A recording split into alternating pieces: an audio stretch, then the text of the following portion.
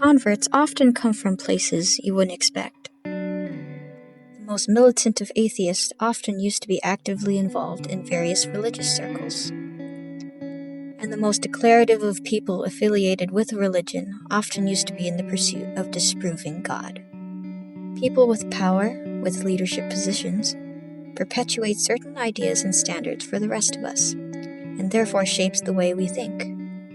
But usually, it is that position of power that may allow their own selves to question the very ideas they are promoting. And that's what we're going to be discussing in this presentation. We are very quick to describe Arthur Dimmesdale as a hypocrite and a symbol of hypocrisy in the Scarlet Letter. But I'd like to argue that Nathaniel Hawthorne's purpose of the Reverend's character was not to point a Puritan finger at his cover-up scheme. Let me remind you that hypocrisy is described as the practice of claiming to have moral standards or beliefs to which one's own behavior does not conform. And I don't think Dimmesdale fits that description at all. I'll show you how by comparing him to a character I think best parallels him in Brave New World, Mustafa Mond. Both Dimmesdale and Mond are in positions of high influence. They help shape their societies. And Mond, too, had committed a sort of sin, with his curiosity in the sciences, a curiosity still ongoing even as world controller. Both were in a position where they failed at their own game, and Mond was left with the choice, his passion or the world state.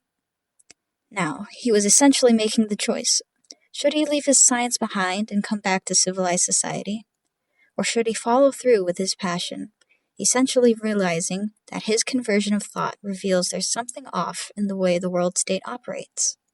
See, when someone at the bottom of the barrel fails to achieve societal norms, they are simply reprimanded.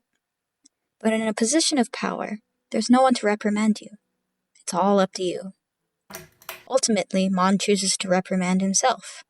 And so he lives a life of knowing truth, knowing science, knowing Shakespeare and religion, knowing their value, and yet shunning it for the rest of the world.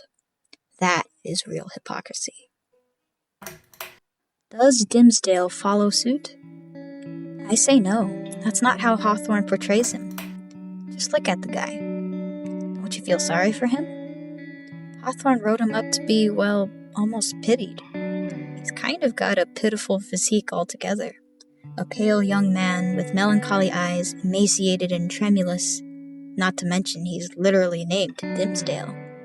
And in Chapter 8, when Pearl comes up to him and touches his hand after he convinces the governor to let Hester keep her child, Hawthorne describes the moment like this: "Nothing is sweeter than these marks of childish preference accorded spontaneously by a spiritual instinct, and therefore seeming to imply in us something truly worthy to be loved." And why does Hawthorne imply this in us, that there's something worthy to be loved in this adulterer? There's an interesting line we see, which I think people are very slightly misinterpreting, when Dimmesdale says to Hester in Chapter 3, "What can thy silence do for him, except it tempt him, yea, compel him, as it were, to add hypocrisy to sin?" What he says here when we read this in second viewing is that Arthur Dimmesdale really doesn't want to fall into hypocrisy.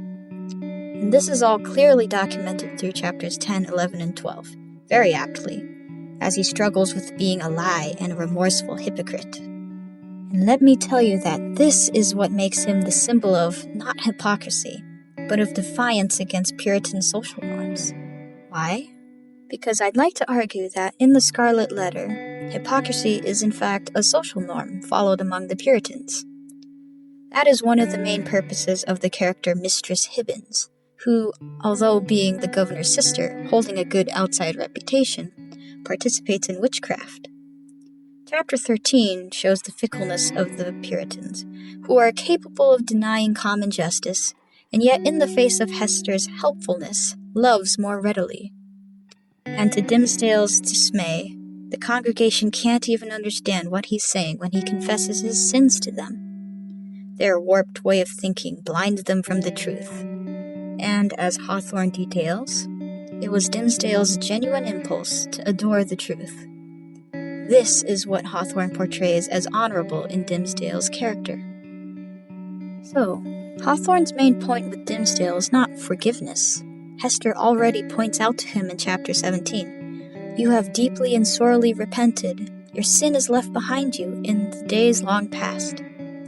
No, she later very wisely notes, "What hast thou to do with all these iron men and their opinions?"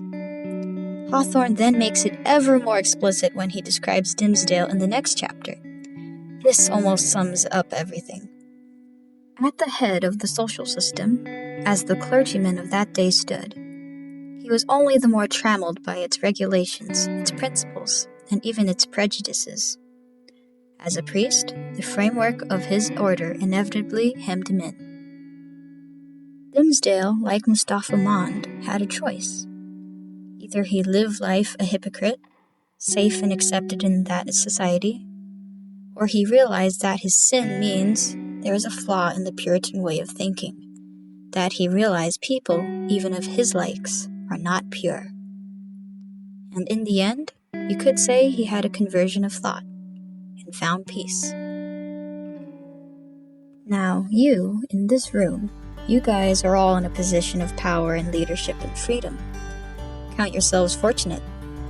You have enough vantage point to assess what it is you're promoting and whether it still stands valid.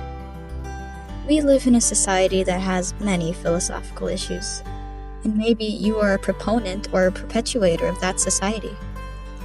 Look at your own influence. Look at what you're promoting, consciously or unconsciously. Make your own self-assessments and try to gauge. And if you find yourself in the wrong for society's standards, ask yourself this question: did I do something wrong? Or is there simply a need for a conversion of thought?